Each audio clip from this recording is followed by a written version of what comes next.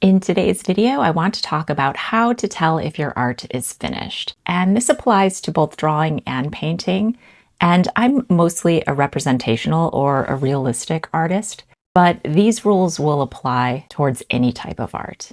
Welcome back, and if you're new here, welcome. I'm Leslie, an artist, illustrator, and former university art professor.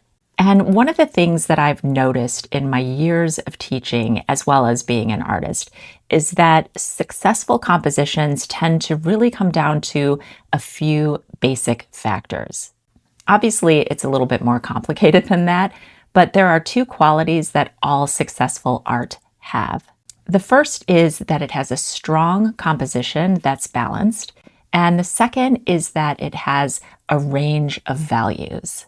And most art that isn't finished can be fixed or finished just by adding these few things. And it can be really difficult when you're on your own in your studio and you're toiling away and you spend hours sometimes on a drawing or a painting. And it's very difficult to keep going with a picture because you run the risk, obviously, of going too far and wrecking it. But I want to encourage you not to be afraid about wrecking your art.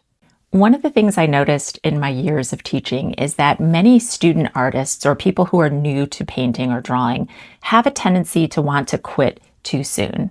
And my tip for that is that if you're able to accomplish something once, you're going to be able to accomplish it again. You've already amassed the skills and the techniques and the tools to be able to do that. So try not to let fear get in the way.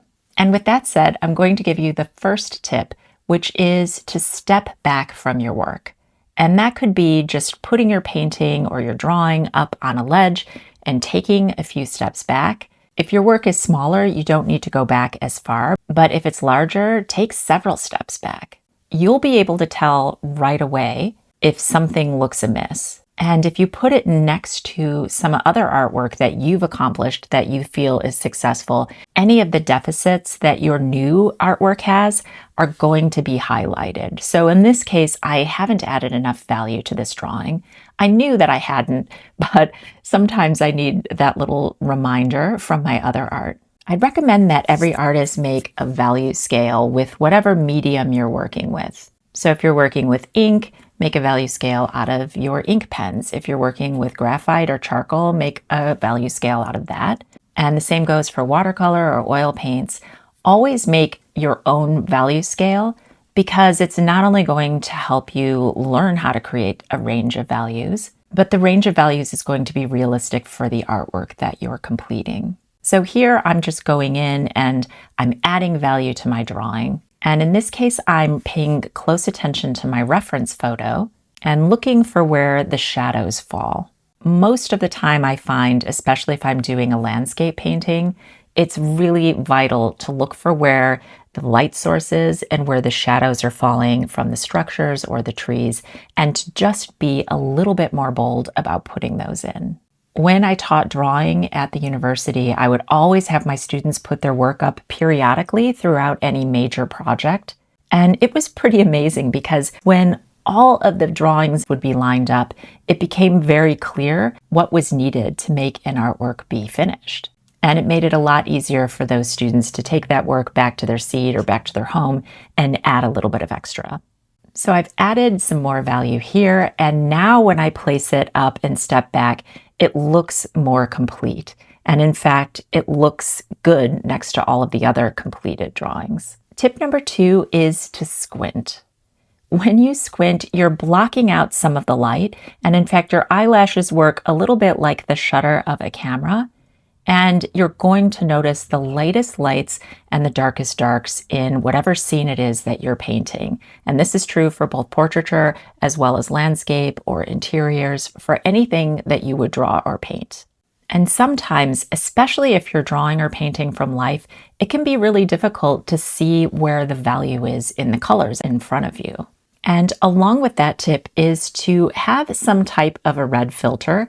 I have this little square, but when I'm painting outside, oftentimes I'll bring these little glasses. They have a little red filter that you can put over the glasses. And if I put these on and look outside at what I'm painting, it's going to really highlight where the lightest lights and the darkest darks are. And so when I'm drawing or painting something, I want to look and make sure not only that the values are represented correctly in the painting or drawing, but also that there's a range of value. And again, that comes back to the value scale. I'm looking to make sure that there's the lightest lights, the darkest darks, and a range of medium values as well. And squinting or looking through a red filter is going to help you determine whether or not you've done that successfully. Here are two examples of line and wash paintings, and they're both pretty similar, but one is more illustrative and one tends to lean a little bit more towards being realistic. But if I look through a red filter, I can see that there's a range of value in both of these. So it doesn't matter if your artwork is realistic or if it's an illustration. Any art that's successful is going to have a range of value. And that doesn't mean that you're going to have equal amounts of every single value, but what it does mean is that all of the values are going to be represented in a balanced composition. Tip number 4 is to photograph your work. If you photograph your work, something happens and you can see it a little bit differently. Just that simple act of photographing it. Sometimes even just looking through the viewfinder of your camera is enough. But what I recommend doing is photographing your work and then turning it into black and white. And then you're going to be able to tell very easily whether or not you've represented the values accurately. And if you're working from a reference photo, take your reference photo and also make that black and white. And then you have a black and white reference photo and you have a black and white version of your artwork, and you can compare them more accurately. Here's an example of a monochromatic painting I did for a little paint along on my Patreon. And if I put that next to the reference photo, you can see that all of the values are more or less equally represented, and that makes the painting look more realistic and also more complete.